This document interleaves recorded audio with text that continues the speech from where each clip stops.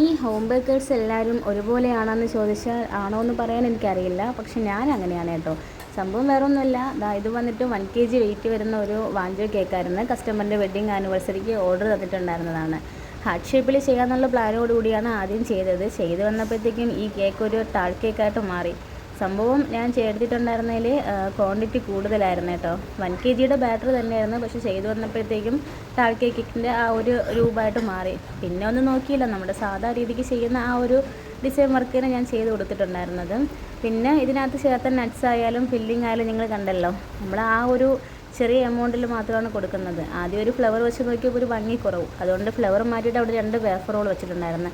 പിന്നീട് കേക്കിൻ്റെ വെയിറ്റ് നോക്കിയപ്പോഴാണ് 540 ഉണ്ടായിരുന്നു കേട്ടോ കേക്ക് വെയിറ്റ്. അപ്പം എക്സ്ട്രാ ചാർജൊന്നും ഞാൻ വാങ്ങിച്ചിട്ടില്ല, പറഞ്ഞ ആ എമൗണ്ട് മാത്രം തന്നെ. ഞാനിവിടെ 1 kg കൊടുക്കുന്നത് 750-നാണ്. അപ്പം നമ്മുടെ വീഡിയോസ് ഇഷ്ടപ്പെട്ടാൽ മറക്കാതെ തന്നെ ചാനൽ സബ്സ്ക്രൈബ് ചെയ്യണം, ലൈക്ക് ചെയ്യണം, ഷെയർ ചെയ്യണം കേട്ടോ.